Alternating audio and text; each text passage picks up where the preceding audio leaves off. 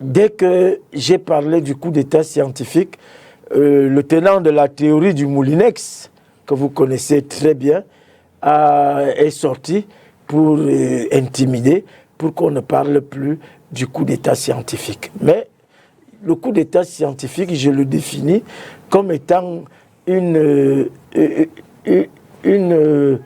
collusion d'intelligence et d'intellectuels qui utilisent des méthodes modernes pour mettre en déroute un régime établi comme celui du président Biya. Et la longévité au pouvoir aidant, les coalitions sont nombreuses. Elles se déroulent devant tout le monde. Et je peux vous dire aujourd'hui, monsieur Dipita, que le coup d'État a déjà eu lieu. Comment ça? Si, je vous dis, le coup d'État a déjà eu lieu. Le président est toujours en poste?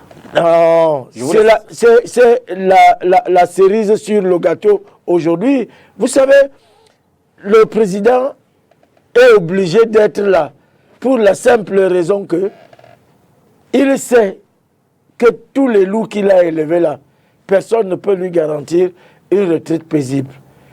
Et toutes ces personnes savent que sans le président Biya, vraiment leur sort sera terrible. Et je vous dis, le professeur Schwarzenberg a démissionné de son poste de ministre de la Santé en France quand il a déclaré publiquement que la personnalité du maréchal Tito était si forte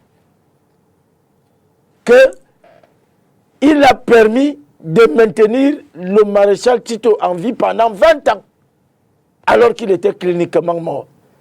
Tout simplement pour maintenir l'unité de la Yougoslavie. Et c'est ce que les Camerounais sont en train de vivre aujourd'hui. Le simple fait de savoir que le président est à étudier, peu importe son état, tout le monde se limite. Le coup d'État a plusieurs phases. Le coup d'État politique a eu lieu quand on a réussi à couper le président Biya de la base du RDPC. Il ne contrôle plus rien au RDPC. Le deuxième coup d'État a eu lieu quand il a signé les hautes instructions. C'est ce que j'appelle le coup d'État administratif.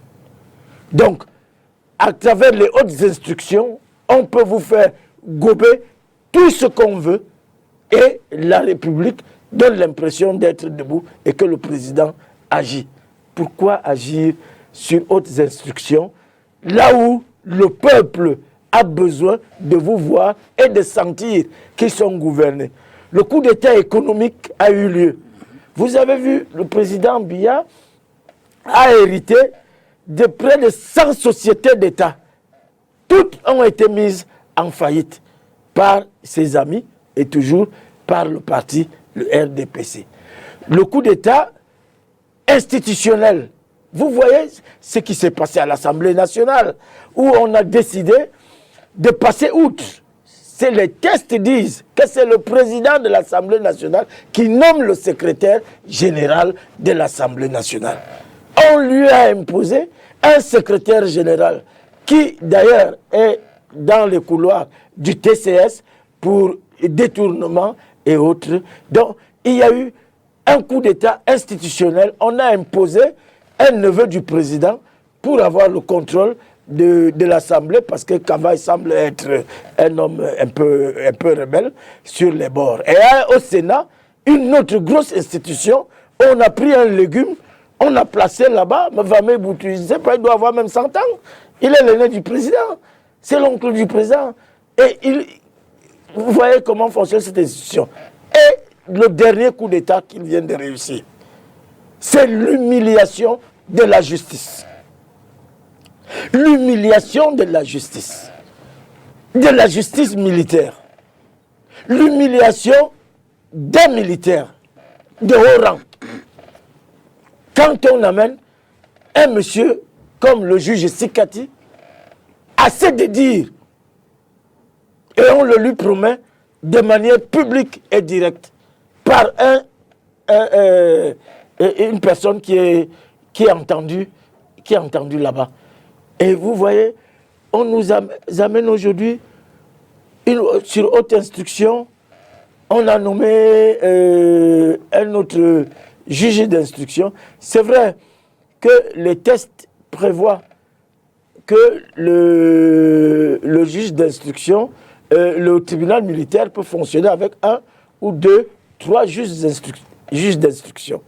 Mais on ne nous a pas encore dit. Parce que si la décision du colonel Sikati n'était pas authentique, normalement, l'armée devrait organiser des poursuites systématiques contre le greffe qui aura, puisque les avocats vous disent qu'ils ont reçu la décharge.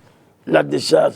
Donc vous comprenez que à travers les hautes instructions, on a plié en 4. Et on vous dit aujourd'hui, le président du tribunal militaire signe une décision où tous les juges devraient d'abord lui envoyer les décisions. C'est un rappel d'une décision signée l'année dernière déjà. Non, on ne peut pas. C'est ce que j'appelle de l'émasculation juridique. Sinon, on est juge pourquoi? Si on ne peut pas assumer ses décisions. Si un juge doit aller passer par son patron pour rendre public une décision qui... Non, vous savez, la justice est rendue au nom du peuple camerounais. Et quand un juge rend une décision, un juge d'instruction, il y a 2 choses. Il ne répond que devant sa conscience et devant Dieu. Donc, vous voyez donc que le Cameroun, le coup d'État scientifique... Alors vous croyez à la version de la libération des personnes concernées? Oui, tout à fait. Quand vous avez une décision en main qui est signée par le... Et pour vous, qu'est-ce qui a coincé? Non, je crois que c'est la guerre des clans. C'est la guerre des clans. Et il y a un clan qui a de la force. Vous savez, j'ai écouté une chanson de Lady Ponce. Elle est intitulée Non coupable. Je vous conseille d'aller écouter cette chanson. Depuis le début, M. Amougou Belinga, qui est accusé dans l'affaire Martinez-Zogo, il plaide non coupable. Et personne n'a voulu l'écouter. Et on a mis en branle toute la mécanique pour broyer avec des versions erronées, des versions organisées. Et aujourd'hui, quand un juge vous dit que j'ai entendu tel, et l'accusateur dit que on m'avait dit de dire comme ça, mais en fait, ce monsieur est innocent dans cette affaire. Et le juge prend donc l'ordonnance qui le libère. Monsieur,